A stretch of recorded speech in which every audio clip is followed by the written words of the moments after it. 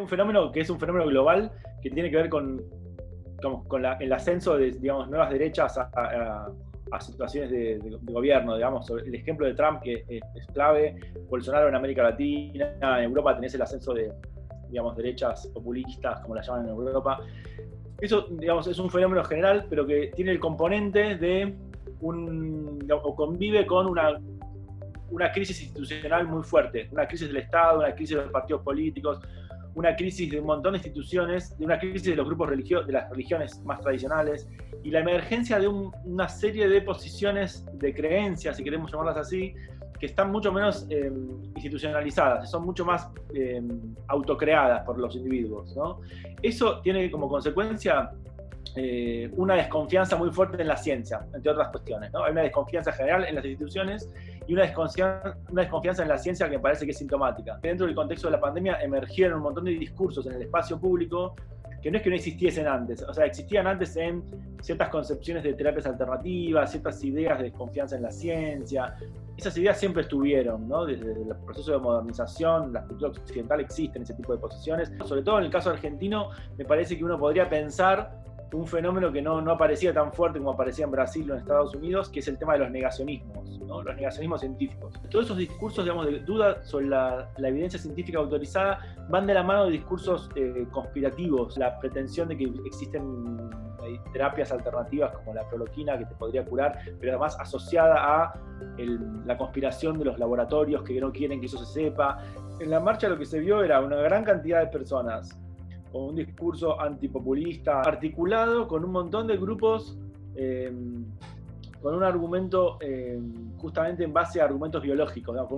Trayendo la biología, la cuestión médica, como una cuestión central. En los medios masivos ya están hace tiempo, en las redes sociales sobre todo, ¿no? De pequeños grupos libertarios que reivindican la libertad y están en contra del aislamiento social, etc.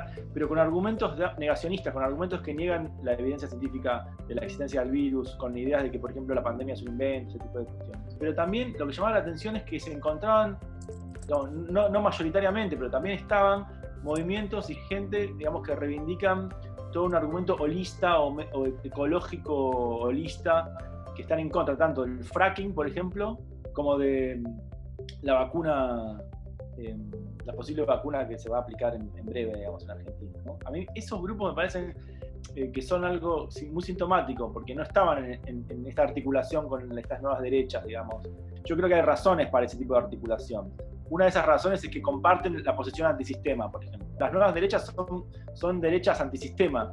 Entonces me parece que ahí hay un punto de conexión con estos movimientos más contraculturales. Por otro lado, tienen en común un principio que a mí me parece interesante pensar desde las ciencias sociales, que es el problema del individualismo, el problema de la autonomía individual. Tiene que ver con un principio de subjetivación, un principio de la noción de la persona profundamente autónomo y que desconfía de cualquier tipo de regulación externa.